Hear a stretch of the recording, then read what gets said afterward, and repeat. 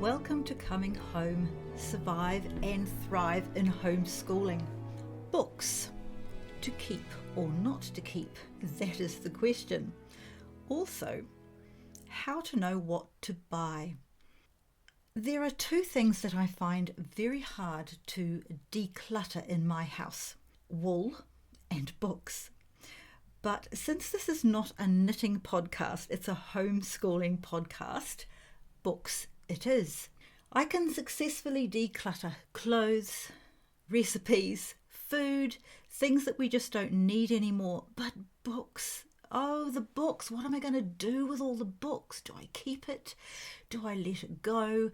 How do you begin to put together a criteria that guides you into knowing what to buy, what to keep, and what to let go? Now, for homeschooling families, books are the bread and butter, the salt and pepper, the secret sauce. They are the everything for a homeschooling family. The first priority, of course, is the commitment and love of the parents to be homeschooling their children. Close behind that comes the importance of books, good books. Everything else is just detail, because out of really good books, your entire curriculum can be worked out. So in our house, because we followed the Charlotte Mason principles, good literature books were basically just what we worked off. So it became important quite quickly to gather a very good personal library in our house, so that at any time either my husband or I could just go and pull a book from the shelf and we knew it was there, or the children could just go to the shelves and just browse and pull out what they needed. Literally our own personal library. So in the beginning, we relied very heavily on the suggested book lists that are readily available in homeschooling circles. Books that would include the good literature books, as well as the career development type books, if you like, for the parents, especially the mum. That they are also very important. So you buy new, and then you take advantage of all of the book sales that you find around. Starting with the buying new, most homeschooling families that I know are on a limited income.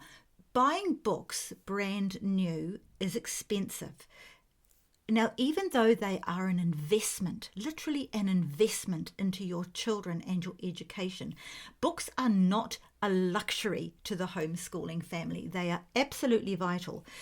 But you can buy a range of books, and there are a range of budget-friendly books and really expensive books. So how do you know what to invest in? Once we had our essential book list starting to be set up, and that grows incidentally over the years as you become more confident and aware of what is advantageous to have. Was this book likely to be used for years down the track, potentially even for grandchildren? If so, that was a clear tick to put that on the buy new if possible book list. If it was a book that was likely to have a fairly short life, like especially books for very young children, clearly have a limited time usage, even for, rolling down the generations. But they're still important to have some new ones there too, because they get well used. So we would often go to library book sales, Rotary Club or Lions Club book sales. For international listeners, Rotary and Lions Club are community-based charities where businessmen and women have projects to invest their time and finances in, and they would often call for donations in books to raise money for their cause. So you would walk into this hall and there are piles of books, usually set out in their subject area, and more sitting out the back, waiting for some of these books to get cleared out by the enthusiastic buyers that would come through. So you would get to hear of these book sales, and then off you'd go. And I would come home with banana boxes full of books. Now, a banana box, if you don't have them where you live, I'm just going to do an estimate in size, would be lengthwise less than a metre, widthwise maybe 50, 60 centimetres, and relatively deep, much bigger than your typical supermarket grocery box. They're 2 or 3 times bigger than your average grocery box at the supermarkets. Now, how did I choose which of these books in the book sales that I was going to? Because you have a limited amount of time and you've got so many other people trawling over these books as well. You want to be quick and get the ones that you want. So my criteria when I was looking for potential books was that, and I didn't waste too much time in sorting out the detail of what was in the book. So I would look for authors that I knew and was looking for, usually the older authors that you will commonly find on your reading lists. Jane Austen, C.S. Lewis, Bronte, A.A. Milne, Montgomery, all of those older literature styled. And you start to develop a memory. Because they're older styled books, they're usually going to be old looking books. So the new and shiny books, I would just walk past because the chances of them being what I'm looking for are slim. So on my first pass, I would ignore the shiny new books and head straight to the older looking books. If I came across a book that looked older and it was published, let's say, before 1960, but I didn't recognize the author, I would take a second look at it. I would open up the publishing pages and try and get a gauge of what is this book about. And if it fits into the criteria of what a Charlotte Mason literature-based program is, I would put that straight into my box. And I know other people have different ways of going about it. For instance, when I interviewed Roz a few podcasts back, I asked her, a fellow Charlotte Mason home educator in England, how she went about choosing her used books at a used book sale. And she said she would open a book anywhere and read the first few paragraphs. If she engaged with that paragraph automatically and could recognize it as quality literature or writing, that was her criteria. When I got home, then I would make my second pass through this box, and then I would start to organize what really did pass muster for me and my educational priorities, and what I didn't really need anymore and was just going to be returned to the op shop. So as time goes by, I end up collecting a lot of books in that manner, many of which served us well, and quite a lot just sat on our shelves. And sometimes we would just find this book that just took us completely by surprise. For instance, I found a book called At My Mother's Knee, and it wasn't a book so much for the children, but it became a book for me. I've mentioned it before on a previous podcast.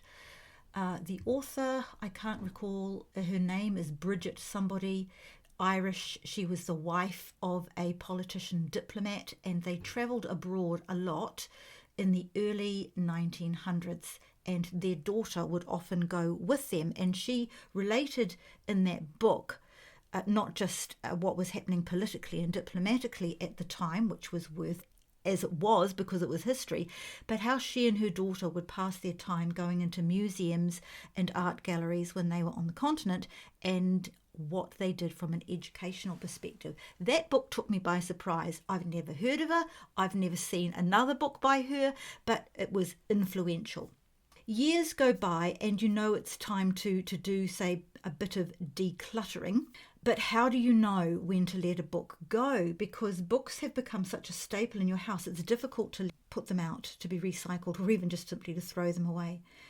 Instinct, I suppose, is one way. Some are just rubbish books and you just know it. You've never touched them, you've had second thoughts since you've had it, or you've looked into it and you're not really happy with them, or they didn't read as well as you thought they did. Because even older style published books can still be twaddle, which was the Charlotte Mason word for, not Charlotte Mason actually, one of her modern contemporaries that used her methodology and taught from it, they would call it twaddle, which are basically rubbish books that are just not any good for the brain or investing in your academic and intellectual education. You can spot twaddle pretty quickly. So they were pretty easy to cull. But what to do about all these other books, old and smelling musty, but you still don't want to get rid of them? When I was trying to sort through boxes when our youngest child was nearing the end of her home educating years, I knew there was no point keeping as many of these books as I did, and yet I still had boxes, banana boxes full of these books out in the garage. And so I thought, well, I can't quite decide. Perhaps my criteria should be, can I get this book easily at the local library?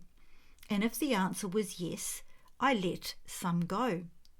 Since then, we've had a whole politically correct movement become ever more tighter and restrictive and moving in to telling us what authors and books needed to be cancelled or edited. And to my dismay, a handful of years ago, books in libraries, universities and colleges were being culled, literally culled and cancelled because they didn't meet some woke criteria of what should or should not be in a book. So, for example, Roald Dahl, just even last year, so that's in 2023, there was a movement to want to edit some of his books because he referred to a big black spider in one of his books.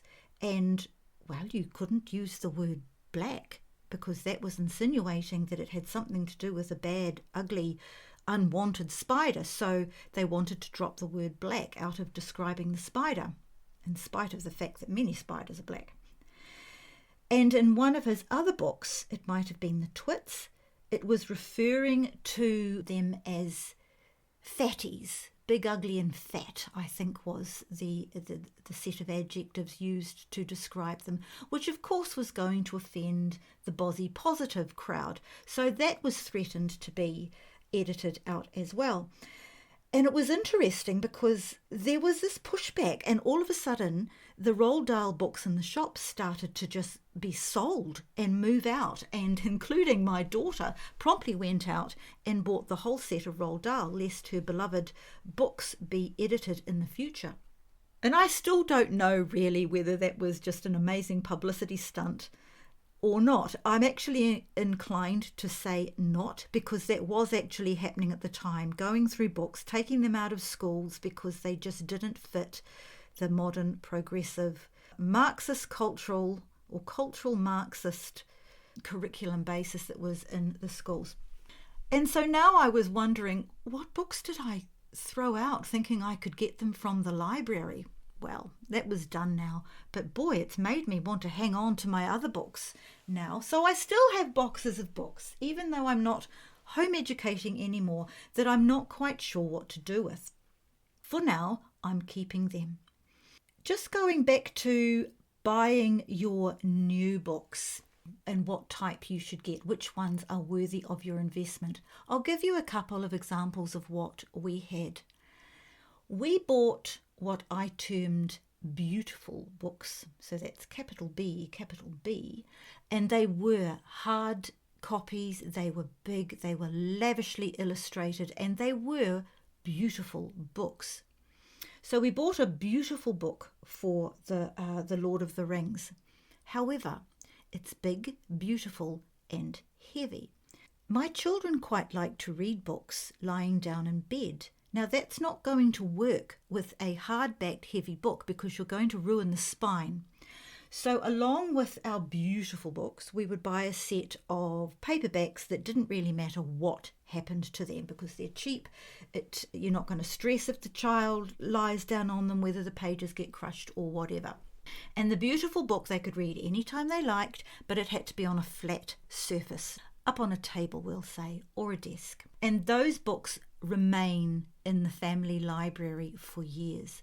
And as the years go by and the tatty paperback versions become very tatty, they can either be replaced or thrown away.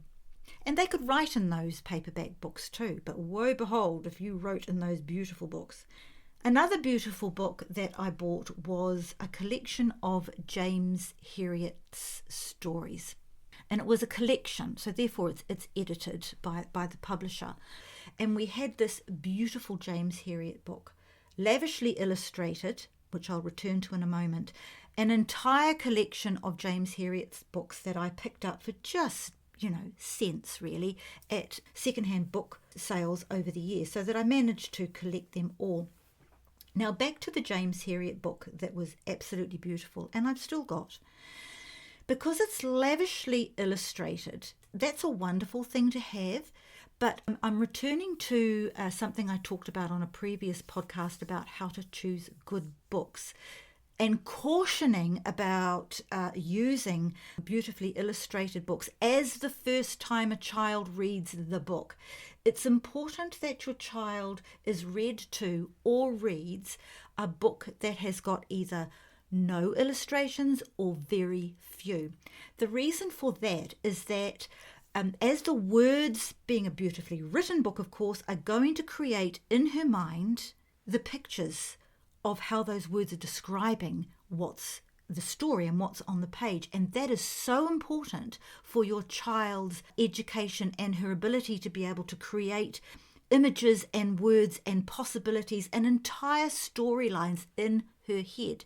Now, if I had shown her my James Herriot book with its beautiful illustrations in it of the Yorkshire Dales and the stone walls and the old-fashioned houses, that would have become her default imagination for thinking about these stories as she was reading or being read to, which is restrictive. It's somebody else's interpretation of what that story is about.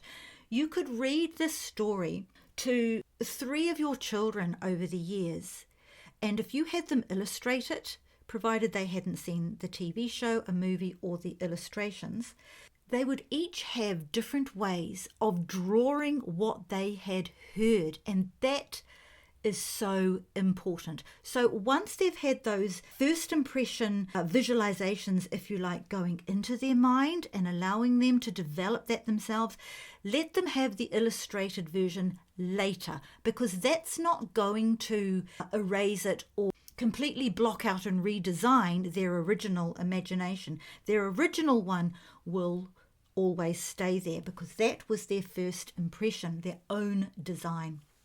All right, enough about that. Using your public library. Now, when we were homeschooling, going to the public library was something that we did, if not every week, regularly. And my children would bring home piles of books, and I would cast my eye over them very generally. And they were allowed free range around the library and come back to me when they had the books that they wanted and we were ready to go. Now that would be 15, 20 years ago that was happening. So much has changed in our culture since then. If I had young children now, I would think twice about even going into the public library, to be fair. Just recently here, we've had books out on display for alternative ways to do family, Pride Month. We've had books encouraging trans. We've had so much of the progressive way of looking at life coming into the libraries, and books being culled from the public libraries that did not meet that criteria. So I'm not even sure of what quality of books from a literature perspective is even at libraries now, let alone the books that you don't want your young children to be finding by themselves. For questionable books, I'm not saying, by the way, that they should not have a place in your education, because children do need to be under your care, and what's age appropriate being the key word here. They need to know what's going on out in our world. We are still living in our world. We don't want to fall prey to the accusation that people often swing our way, is that, oh, you're not living in the real world. We are. And the difference is that because we know and love our own children better than anyone else in the world, we know when it's the right time and what to expose them to, so that they're not ignorant, but they know, and they know how to judge something and what is a good book and what is not.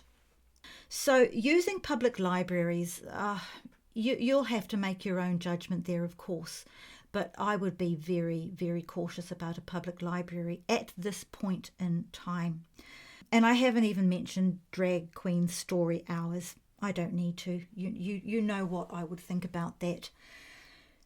So what other libraries are there? You should have, and I hope you have, your own homeschool community library. And in our day, we would get a lot of books from there, and there were more books for the homeschooling mother actually in those libraries than there were for children, probably because good literature was easily available at the public library, but the how-to and parenting books not so much. So the homeschool libraries made that their priorities. I would like to see homeschooling communities reacting with the challenge we have in our own public libraries of creating a really serious book collection and library available to their community, developed in a professional way with a good range of books available, and maybe even charging subs to your users so that you can afford to bring in really good books and pay someone to look after your library just like a librarian would. I think that would be a really good philanthropic activity to invest in as well. Which leads me on to wondering, that's exactly what I can do with my piles of boxes of books that I've got in my house and my wonderful collection of bookshelves around the house. And I'm just looking at some now as I'm speaking with you. We've got bookshelves, I think, in every room, of course, except the bathroom. And they're just sitting there. Well, what a waste. So I'm going to be looking at how do I develop my own personal library and let my community of homeschooling people that I network with to be able to borrow from them. So there's my challenge for myself that you can hold me accountable to. I mentioned the cancellation and editing of books and authors, and I'm going to go back to that a little bit more now because it affects ebooks and audiobooks especially. It certainly affects the hard copy books. Isn't that funny? We refer to hard copy books now as what were always books for centuries. So anyway, hard copy books, if they are recent publications, I would be very cautious and be looking at what is it in the publishing dates there. Check the publishing dates in newer books because when different editions come out, that can be when some editing adjustments are made. Wherever possible, when you're buying books, used or new, look for books in the publishing details, first or second page inside the book cover, unabridged. You want unabridged books. If a book says abridged, like a lot of the Reader's Digest novels are abridged. Some of the books which have been simplified because they think our readers these days are a bit too dumb to understand some of the older English are abridged. Avoid those books. You want the original language that the author wrote it in, even if it is a little bit tricky to understand. You'd be surprised what your child can understand, and it broadens their level of understanding, knowledge and wisdom, let alone their word and their phrasing to be able to express themselves in lives. So important. You also want to avoid books that have been edited. If they've been edited since their first or second edition, I would be finding out why they were edited, what was edited, were pronouns like he and she changed to they, what's been edited. I went to my library site just before I recorded this podcast actually, and I was looking at books that I was pretty sure had been edited or cancelled or whatever out of the library, and I was looking at Mark Twain's Tom Sawyer and Huckleberry Finn.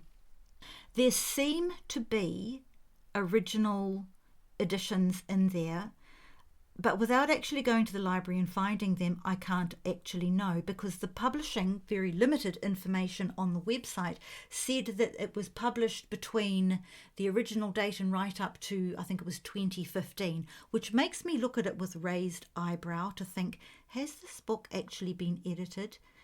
I can only assume it has, because it has some words, we'll say, that are not considered acceptable for these days. My personal feeling is that even if they're not acceptable for these days, you need to be reading that book in its original written form. The other author that I went looking for was To Kill a Mockingbird, Harper Lee. I know her book was also seriously looked at culling, because it's got descriptions and words in it that, although they were okay to use in the 1930s, they certainly aren't now. So again, I'm assuming that more modern edited versions have some words softened, we'll say. I also noticed that there were a few of those titles, Tom Sawyer, Adventures of Huckleberry Finn and To Kill a Mockingbird, that had obviously been edited because they've got another author's name on the cover. That's very clearly not the book you're wanting to get, unless you're using it as a comparative exercise with an original edition and what it's been softened up to be reading. A couple of other authors like that have been dealt with in an editing cancelling type manner include Enid Blyton and Dr. Seuss. So how does this affect the ebooks and the audiobooks? I think that's probably clear by now. Printed books, once it's out in the domain, in the public domain, you're going to find them. But ebooks and audio, see, I found out recently that if you've subscribed to a book, say on Kindle or on Audible, they can be changed digitally and you would never know it. Which again to me became another criteria as to why I need to be keeping my old books in their original editions, because I cannot trust those in my society that think they know better than me. I think that's about it for running over some ideas on books today. And I believe I have addressed my original subtitled to the podcast today, Books to Keep or Not to Keep. That is the question. I hope it's been helpful to you to help you decide not only what books to buy, but what books to keep. If you have any other suggestions that I have not mentioned today, I would love to hear from you. And as ever, if you know that this podcast is going to be helpful to fellow home educators or families that just simply value books but are still in the school system, it still applies to them, do please pass this podcast around. Subscribe if you haven't already. Let's get my very helpful podcast out to more and more people. Thanks so much, and I'll talk to you next time. Bye for now.